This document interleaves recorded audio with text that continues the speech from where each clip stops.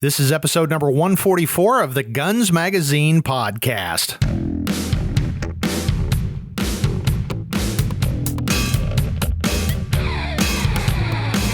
Hi there, and welcome to the Guns Magazine podcast. I'm your host and the editor of Guns Magazine, Brent Wheat. Thanks for joining us as we talk to the interesting folks who make up the world of shooting, hunting, and the firearms industry. First, before we get started though, let's have a quick chat about our sponsor, 1791 Gunleather. Centuries ago, the original patriots of this country fought and died for promises they protected in the Constitution.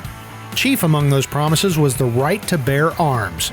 Now, generations later, 1791 protects that right and our firearms. Makers of the 2020 Holster of the Year, the end results of every 1791 holster is a mastery of craft and function, customizable to any firearm you require. 1791 Gunleather provides in the way only an American company can. For more information, visit 1791gunleather.com. In today's episode, we're going to talk about the talk. I'm not referring to that age-old awkwardness of discussing the birds and bees with your offspring, but a more modern problem. That is school violence.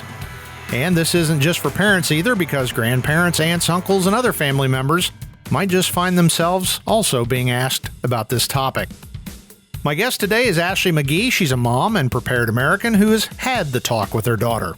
In this episode, we'll discuss how you do it in an age-appropriate way without scaring the daylights out of your kids. Now here's Ashley McGee as we discuss talking to your kids about school violence.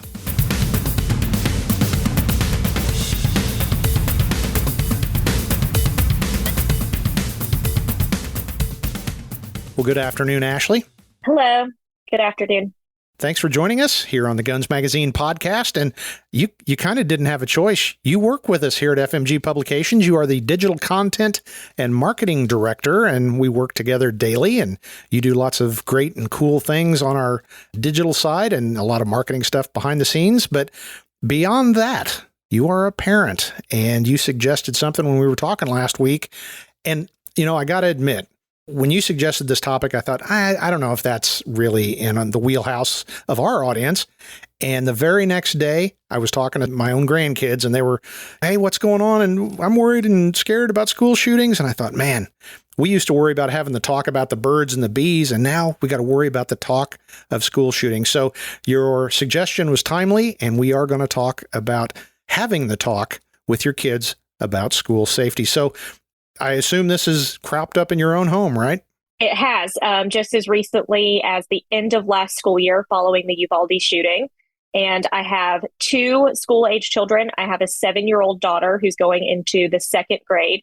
And then I also have a 4-year-old son who is in the early childhood program, and he's actually pretty severe special needs. So that presents a whole different, set of considerations when it comes to things I have to think about or communicate with his teachers about if something were to happen, what does that look like for him versus my daughter?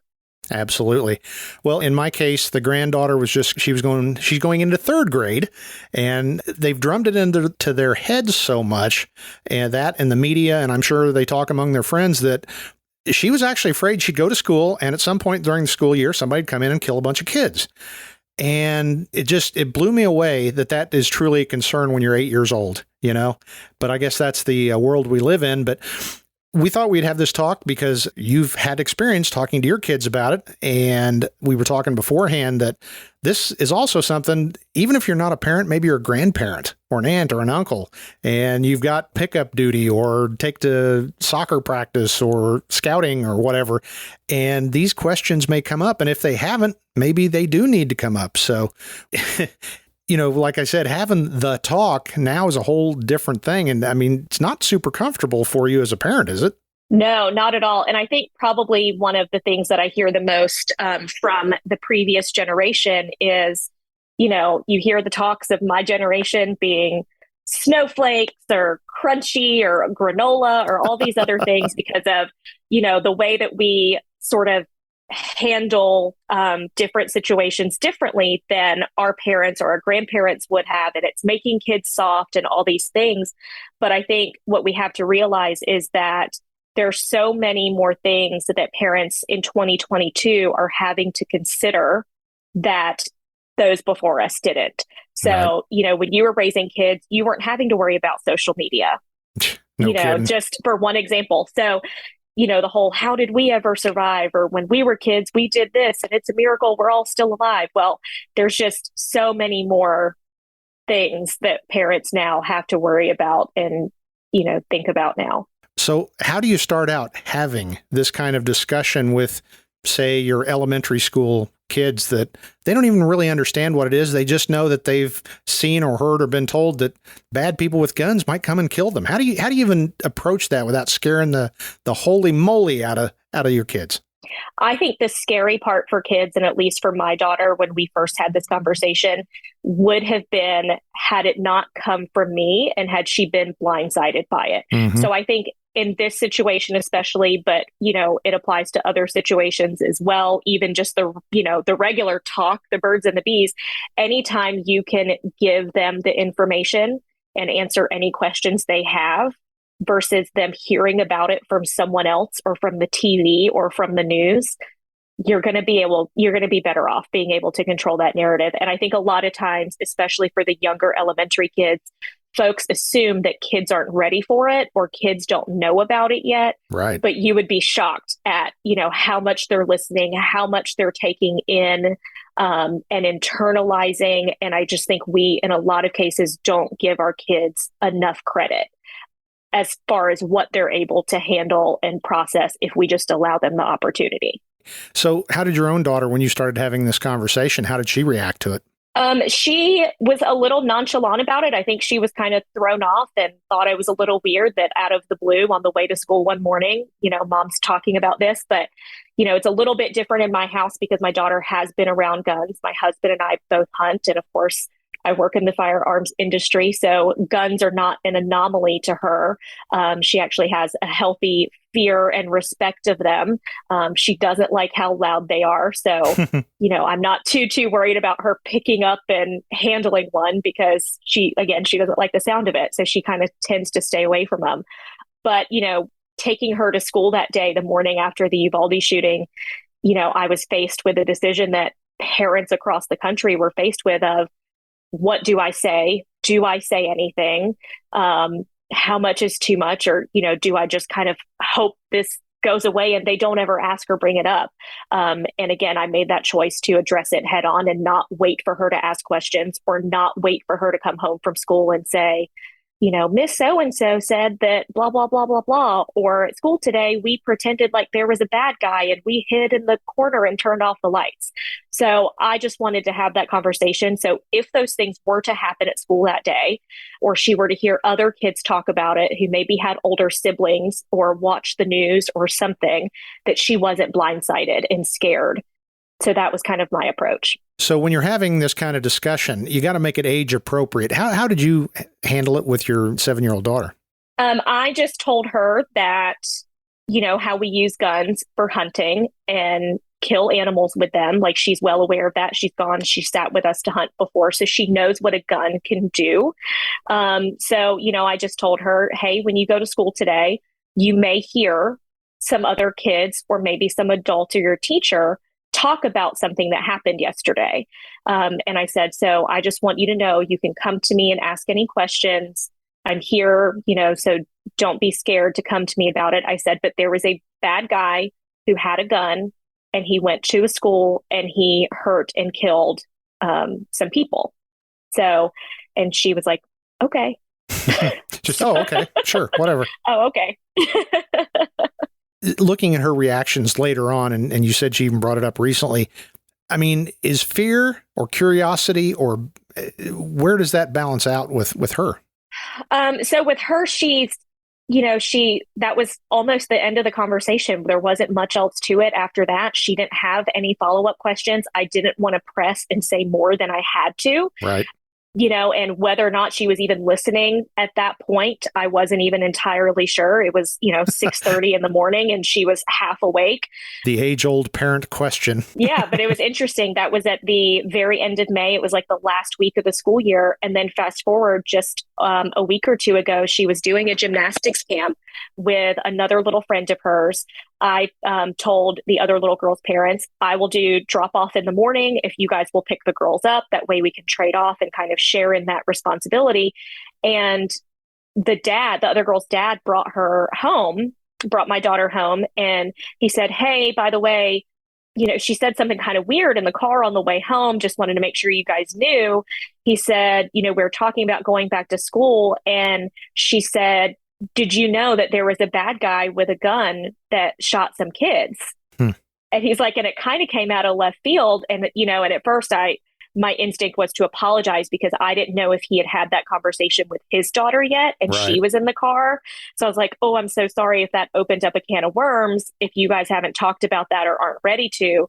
And he actually thanked me and said, that actually helped make me realize that we do need to have that conversation. And it also just reaffirmed to me that even though my daughter at the time didn't have any questions, and it wasn't even entirely sure that she was taking in what I was saying back in May, she retained that, and that stuck with her. So I thought that was a win in my book. Has the school communicated with the parents about any safety measures or even sent any information home on that? They sent out an email at the end of last school year, right after the Uvalde shooting, that just kind of listed some of the things that they are doing to keep our kids safe.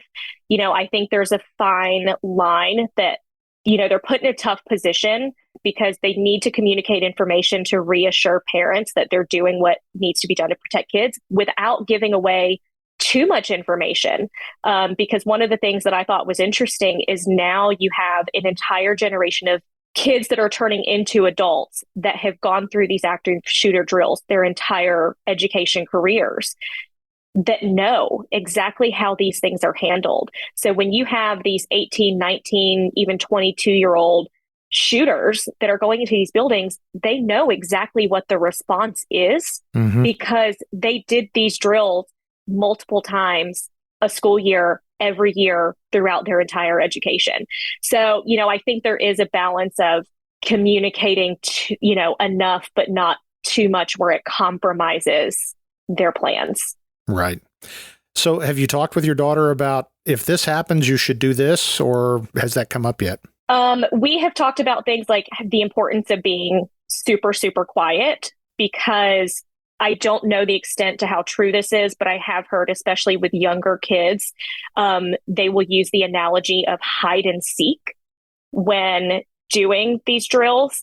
Again, I'm not in a classroom, so I don't know exactly how the teacher explains that to, say, a classroom of kindergartners.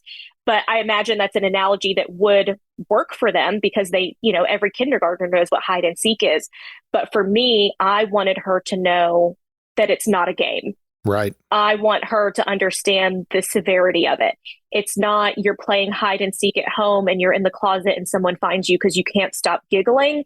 It's you're hiding in the classroom, and if you can't stop giggling, a bad guy with a gun could find you. Yeah. So that's kind of the conversation that we've had, because I do want her to understand what's at stake in a situation like that. Are you ever afraid that it's setting her up for anxiety as things go on? She does have some anxiety. I don't know that I should divulge this, but she has been clinically diagnosed with anxiety. But that comes from a genetic standpoint, I think. I think a certain amount of anxiety, especially in situations like this, can be healthy, because that's where you have that's where that situational awareness comes from. And I think especially the world that she's growing up in, and being a girl, like situational awareness as a female is even more important. So there are always going to be things that, I have to teach her about not wearing headphones if she decides to go running or walk to her friend's house. That way she's paying attention to what's happening around her. I got onto my husband the other day. It drives me crazy because he is a former Marine and he always preaches situational awareness, but he waits until we get to the car in a parking lot before he goes to dig the keys out. So we're leaving the pool and the keys are in the bottom of the pool bag, under the towels, under the, the little floaties and everything else. And we're standing there. We've got the kids. They're tired. It's hot. And he's fishing in the bottom of the bag for the keys. And I said, it drives me crazy when you do this. And he said, what? And I said, well, as a woman, I can't do that. When Right. I leave somewhere, before I walk out of the building, I have to have the keys in my hand, because that's something that was instilled in me, because that is seconds that you're not paying attention and you're vulnerable. And as a woman, I have to think about that. Whereas a guy, maybe you don't as much as I do. Interesting. I should probably edit that part out, shouldn't I?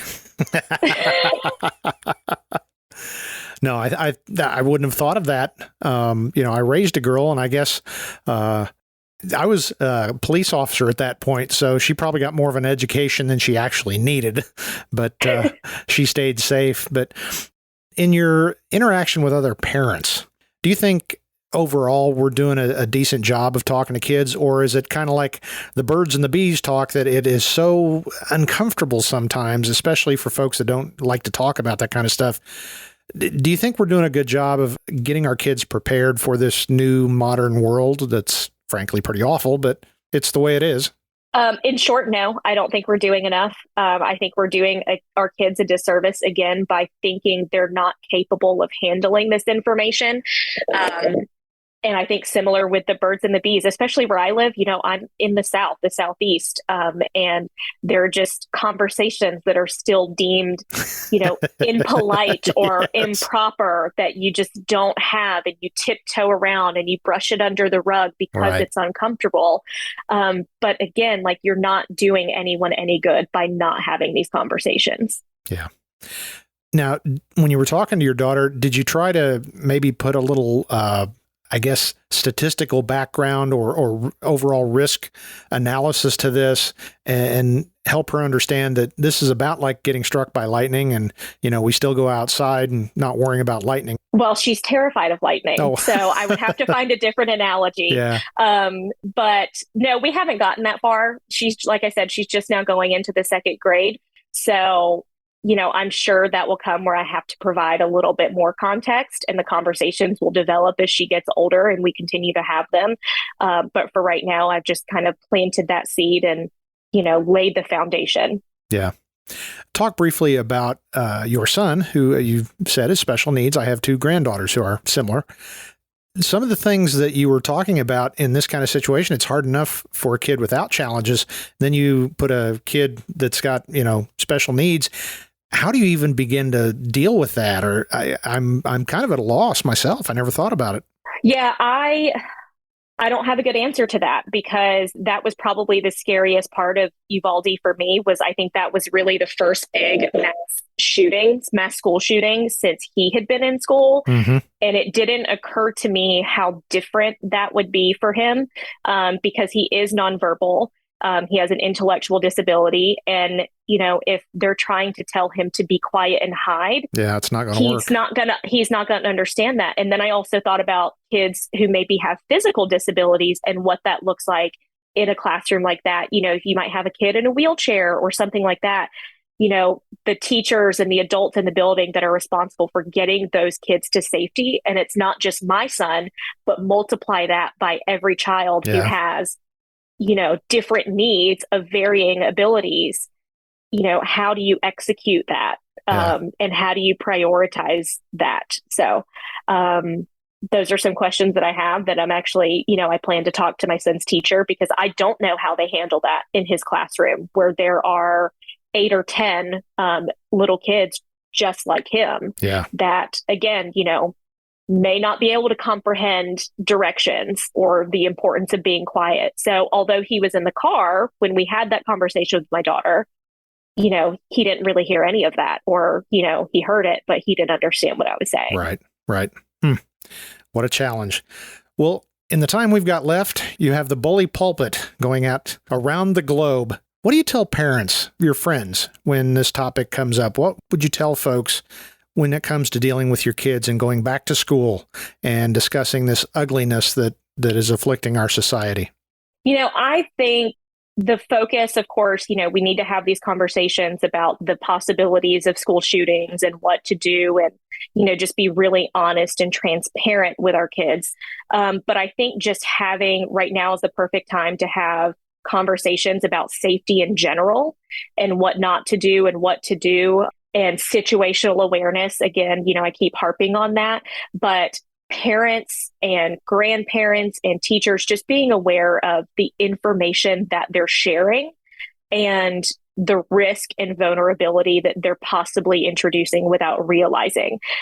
So back to school time, it always makes me cringe when I see it on Facebook and Instagram and wherever else. Everyone takes pictures of their kid on the first day of school and they have their cute little sign that's, first grade and my teacher is so and so, and when I grow up I want to be a pilot and I go to such and such elementary school and I'm 7 years old, and you don't need to give that much information in order to share that milestone with your friends and family online. And, down to the bumper stickers, usually a couple times a year, you'll see the warnings circulating on social media, usually by police departments, of just the information that someone could glean from the different bumper stickers that are on your car. And I don't think you have to go walk through the world being scared of certain things happening. But, a lot of times I think crimes are crimes of opportunity where someone didn't necessarily go into it with the intent of committing an act, but they saw that the circumstances would allow them to. And, that light bulb goes off. So they might not they might not go into it thinking, hey, I'm going to steal a gun out of a truck today. But, you've got your NRA sticker Exactly. and a deer head sticker, and they're like, oh, this guy's probably got a firearm in here. Let me see if his truck is unlocked. So I think anything you can do to mitigate that risk. And, when it comes to back to school time, things like again, I'm in the South, so not monogramming or embroidering your child's backpack with their name visible from the outside so that a stranger could appear as someone that your child knows because, they call them by their first name. And again, they know what they want to be when they grow up just because of your post online, and they know where they go to school and who their teacher is and all of those things. A lot of folks take that picture on their front porch. Make sure your house number isn't visible in the background or, the street sign. So I just think there's little things like that parents often overlook. And when it comes to the digital world, it's, the wild, wild west. Well, that is very good information, but I think the big underscore here is the digital content marketing director is the one that said that. She's immersed hip deep in the world of social media every day. And, if she says, hey, let's be careful out there, kids, maybe that's some advice that you should be listening to. Well, and it's interesting because the folks that are in the tech world often tend to be the ones that use it in their personal lives the least. I think I've seen where Bill Gates' kids didn't have access to a lot of technology until, high school, or they were adults. And same thing for Steve Jobs. So I think that says a lot. The people that know more about the inner workings of these things are the most leery of them. When getting ready for this podcast, I actually saw a statistic about children have 1,500 pictures of themselves online by the age of 5. Oh, my. And more than 80% of kids have a digital presence by the age of 2. So, when parents are sharing things, particularly about their kids online, or maybe their friends' kids happen to be in a photo, I just think being really, really conscious of what you're putting out there, because your kids don't have a say-so in what you're putting online. And those are photos that might appear one day when they're applying for a job. Because it's, just because it's on the internet or just because you delete it one day doesn't mean it's not floating around there somewhere. And with the AI, facial recognition type stuff, they basically have this whole, again, this digital profile that's being built for them without them having any say over it. Well, coming from the law enforcement side of it, when we were working up a profile of somebody that was a target of an investigation, you don't have to even have a search warrant to get started. You can compile a 60-page report on somebody from open source information. And the biggest source is social media. People overshare everything about themselves. And then they wonder how people can hack their passwords. Well, because they know your first roommate, they know, your first car, all those security questions they ask. So I didn't mean to turn this into an online security briefing, but I thought that was pretty interesting that our digital content director pointed out that folks quit oversharing on the internet. Well, I mean, it's a big part of back to school safety. I mean, along with those first day of school photos, I've seen people post pictures of their kid, standing in front of the school with the name of it on the building. Or I've even seen someone post the picture of their child's car rider tag for the carpool ride. Oh, wow. That someone could easily replicate. And it was a close enough friend of mine that, I texted them. I was like, hey, you might want to take that down. Yeah. And they once I said it, they realized you're like, oh yeah, I probably shouldn't have done that. So probably shouldn't have. So, I know that the school shootings and those conversations are at the forefront of a lot of parents and even grandparents' minds going back into this new school year. But I think the larger takeaway overall is just general safety and different things that you can do to set your kid up for success and reduce their risk of harm across the board, not just in person in a school building, but also threats online. Well said. Well said. And that's why I had you on as the guest on the Guns Magazine podcast. So, Ashley McGee, thank you for taking the time to talk to us about this very important topic, both for parents and grandparents, aunts and uncles, and all those other folks that are part of the carpool chain. So I appreciate you taking the time, and hopefully everybody will heed your information and we can all have a really safe school year. Thank you for having me.